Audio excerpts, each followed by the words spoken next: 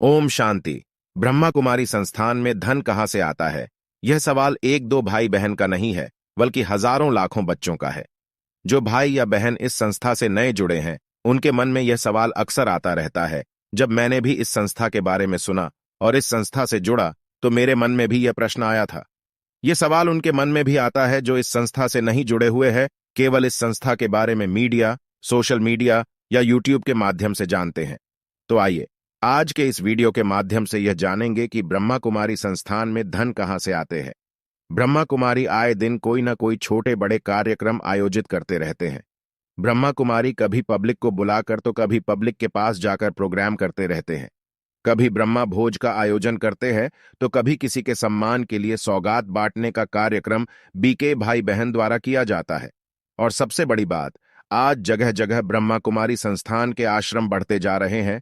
कहीं कहीं तो किराए के मकान लेकर ब्रह्मा कुमारी आश्रम चलाया जा रहा है, तो कई जगहों पर अपने जमीन पर ही बड़े बड़े आश्रम बनाकर यह संस्थान चलाया जा रहा है। और बीके भाई बहनों द्वारा यह ब्रह्म ज्ञान पूरी निष्ठा और लगन से पूरी दुनिया में फैलाया जा रहा है। लेकिन कभी भी ब्रह्मा कुमारी संस्थान द्वारा बाहर जाकर न तो कभी चंदा या डोनेशन मांगा जाता है और न कभी किसी को चंदा देने या डोनेशन के लिए मजबूर किया है।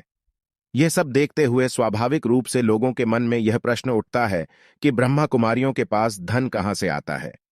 आजकल समाज में कोई छोटे कार्यक्रम या पूजा आयोजित करने के लिए पूरे गांव से चंदा किया जाता है और कभी कभी तो मजबूर भी किया जाता है। तो वही ब्रह्मा कुमारी संस्थान द्वारा आए दिन छोटे बड़े कार्यक्रम आयोजित करते रहे हैं, उसके लिए न किसी से चंदा या डोनेशन मांगते हैं। ब्रह्मा कुमारी संस्थान द्वारा न तो एडमिशन चार्ज लेती है और न ही कोर्स कराने या डेली मुरली क्लास के लिए पैसे लेती है। यह क्लासेस निःशुल्क कराया जाता है। तो यह सब कराने के लिए पैसा आता कहां से है? मेरे मन में भी यही प्रश्न था।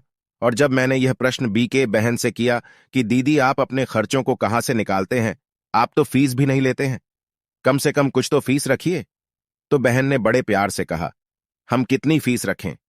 तो इसका जवाब मैं नहीं दे पाया, क्योंकि कितनी फीस रखी जाए इसमें बड़ा कंफ्यूजन रहा कि 1 रुपया रखा जाए या 51 रुपया, 100 रुपया रखा जाए या 1000 रुपया रखा जाए।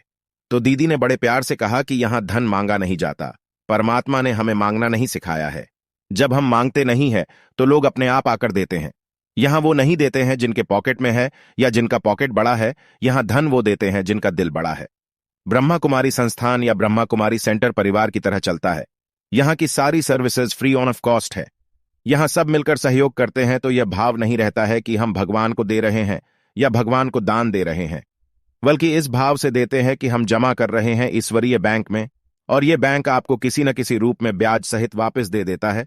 लेकिन इस लोभ से पैसे नहीं देना कि मुझे वापस ब्याज के रूप में मिलेगा। जब कभी भी ब्रह्मा कुमारी द्वारा कार्यक्रम आयोजित किया जाता है तो उसमें जो खर्चा आता है वो सब आपस में बांट लेते हैं। जिस प्रकार घर की शादी में या घर के कोई फंक्शन में खर्चा बांट लिया जाता है, उसी प्रकार ब्रह्मा कुमारी संस्थान में भी बीके भाई बहन खर्चा को आपस में बांट लेते हैं। जिस प्रकार हम या आप अपनी मां को धन देते हैं तो खर्चों के हिसाब से थोड़े देते हैं, या जब हम छोटे थे हमारे माता पिता हम पे जो खर्चा करते थे तो उसका हिसाब थोड़े रखते थे। तो जब मैं खर्चा कर रहा हूं तो मैं हिसाब क्यों रखूं? ये ब्रह्मा कुमारी संस्थान परिवार की तरह चलता है। इसमें सभी का सहयोग होता है, धन का, तन का और मन का। यहां जो कार्य 20,000 में हो जाता है, वही कार्य बाहर 20 लाख में भी नहीं हो पाता है। यहां अनगिनत भाई बहन डॉक्टर है, इंजीनियर है, आर्किटेक्ट है, जो अपना सहयोग इस संस्था में करते हैं। बात 1994 की है, जब ब्रह्मा कुमारी हेडक्वार्टर माउंट आबू में ज्ञान सरोवर की नींव रखी जानी थी।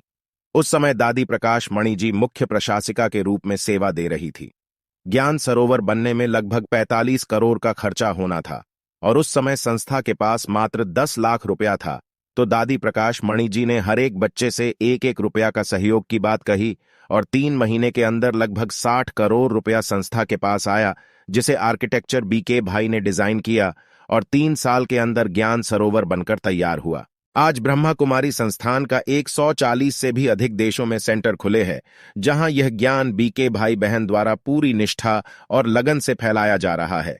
और इन सेंटरों पर बीके भाई बहन द्वारा स्वेच्छा से दिया गया धन ब्रह्मा कुमारी संस्थान के हेडक्वार्टर माउंट आबू भेज दिया जाता है। हाल ही में प्रधानमंत्री ने ब्रह्मा कुमारी माउंट आबू का भ्रमण किए और सुपर स्पेशलिस्ट ग्लोबल हॉस्पिटल का नींव रखे है। ओम शांति।